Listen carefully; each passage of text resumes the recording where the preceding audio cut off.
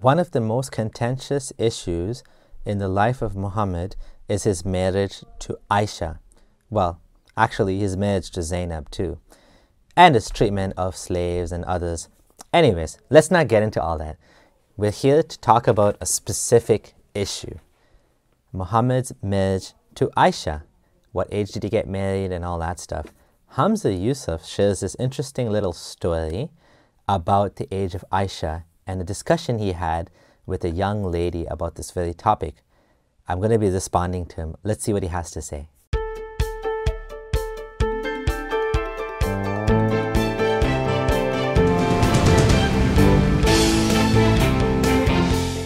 I had a woman who came to me and she said,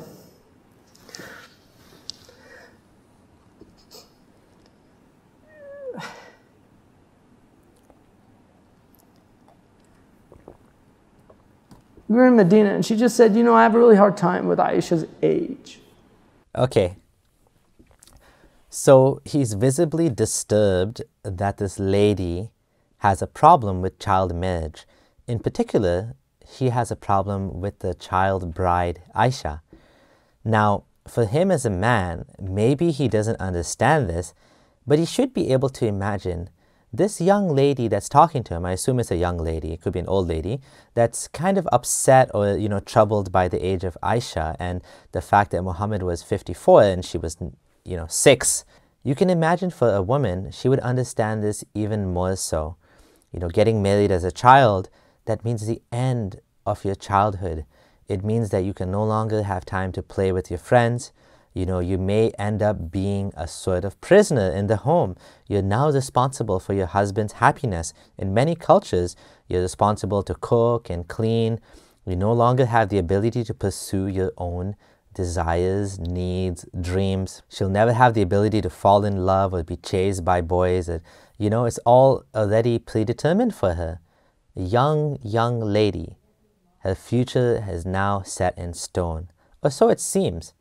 So she can imagine that, how is this an ideal situation? I might end up pregnant, then I have babies to take care of. What kind of life is this? It's definitely not ideal to be married off at such a young age, especially for the woman. Even though he's a man, he should be able to understand this. It's not that hard. It's not something you should be upset over because someone is wondering about this. You should be like, yeah, I understand why you think that way. But just wait. He's going to let his mask slip. Just wait and see what he says. I told her, I said, listen, first of all, there's debate about her age. Okay, problem solved. We'll just throw out all of the hadith in Sahih Bukhari that Aisha herself narrated that she was 6 years old, she was playing with dolls, and then she got married to Muhammad. Problem solved. And I said, but the important thing about Aisha, if Aisha was an insignificant person in the history of Islam, then we would certainly have to question what the wisdom was. Oh, now the mask slips. The crying and everything was just a show, it seems. Even now, Hamza Yusuf, you are admitting that if it wasn't for the fact that she played a role, she fulfilled her duty, she did her job, we would question this. Now you're admitting that we have to question the wisdom of marrying a child. For a 54-year-old man to marry a child, you're admitting that this is either immoral or at least morally ambiguous. Well, thank you. Thank you for admitting it, even if you didn't say so in so many words. If Aisha was an insignificant person in the history of Islam, then we would certainly have to question what the wisdom was. But the fact that she carried so much of the religion, She carried so much of the religion. Didn't you just say there's doubt about her age? You just said we don't take those hadith at face value. So how can you take any hadith that she says at face value if you don't want to accept that hadith? So what you're saying is, we don't trust the hadith that says she was 6 years old, but we're so grateful that she gave us a bunch of other hadith that she memorized from her husband. A lot of tidbits about his life. Really. Like the fact that they both took a bath from the same vessel, from the same Like a bathtub. Okay, that's really valuable knowledge to have, isn't it? Okay, sure. So you have a problem there. On one hand, you're saying, well, she wasn't actually 6 when she got married. Maybe she was 12 or 18 or whatever.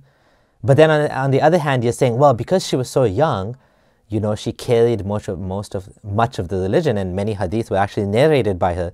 At the same time, you're saying you can't trust those hadith, so you can't have your cake and eat it too. Make up your mind. Which one is it?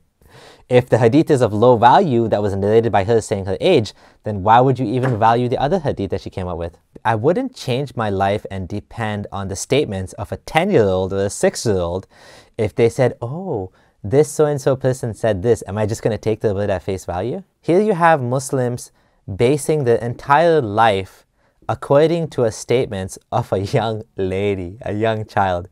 You're going to live your life based on what a young lady who played with toys told you?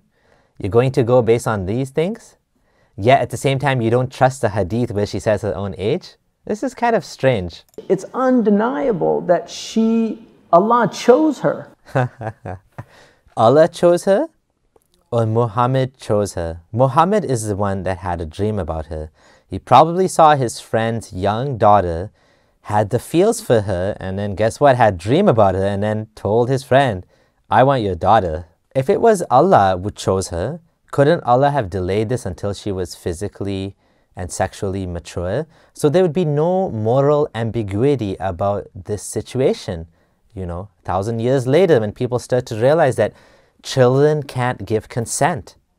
That's why pedophilia is a crime, because children are vulnerable, and we all know this. Nobody would leave the child alone with an older man in this, like in the situation that what we're saying here. Like, there's no consent here. You can't say that she consented to this. She was just a child. This is why the age of drinking, the age of sexual maturity is set at 18 to 21 nowadays, right?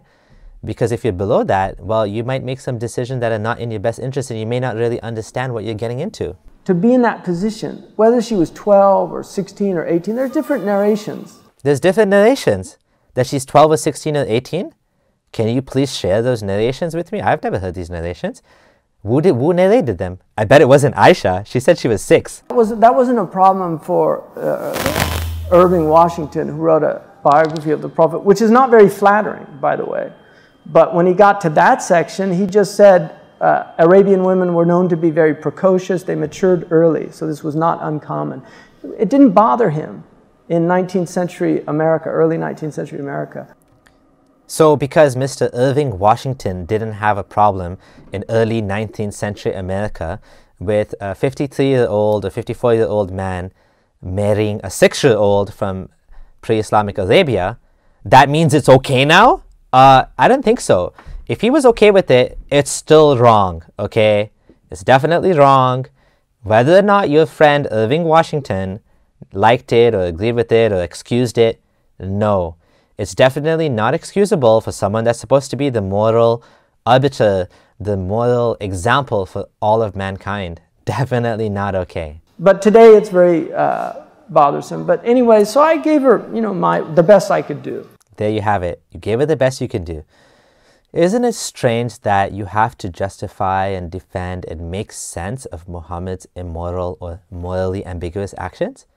Wouldn't it be better if you had a man that didn't engage in such acts? Then you wouldn't have to explain it. It'd be clear. So I think about a week later, we were in Medina, because we were in Mecca when she brought up the question to me. She came to me and she had like tears. Uh-oh, here come the crocodile tears again.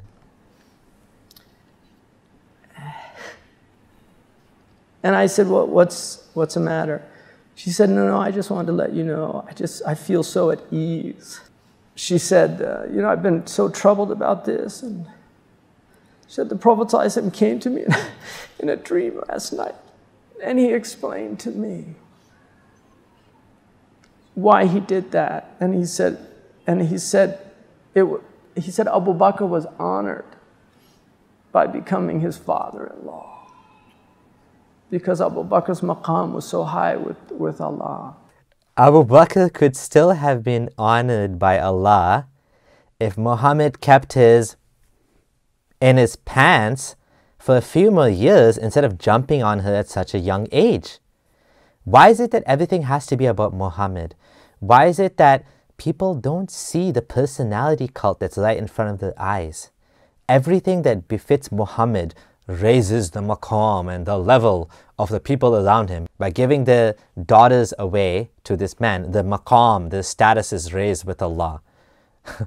Nope, not a cult leader, not at all. You know, and she had that in a dream, you know, but she was totally, her heart was just set at ease. I just thought, subhanAllah, you know, what a gift to be troubled by something and the Prophet comes to you himself to ease your heart. The funny thing is, there's a hadith that says that shaitan cannot impersonate Muhammad in a dream. So if Muhammad comes to you in a dream, that means you actually saw Muhammad. Now the funny thing is, whoever made up this hadith or whether the Prophet said it, it caused problems, because then the scholars had to start making disclaimers and adding conditions saying, well, Muhammad wouldn't come to you in a dream in order to cancel Sharia. Because you had examples of kids telling their parents, well, Muhammad came to me and said I don't have to pray anymore or fast. And the parents were like, what do I do? Shaitan can't impersonate him. So scholars are like, oh, maybe that wasn't Muhammad. That was someone else. But then what does it mean to say Shaitan can't impersonate Muhammad? They thought it was Muhammad, and Muhammad's saying, you are free. You don't have to do these things anymore. Okay, so there you have it. Muhammad comes to people in their dreams. From ikhlas, which means that it doesn't mean that you can't question things. You know, our religion has never shied away from questions.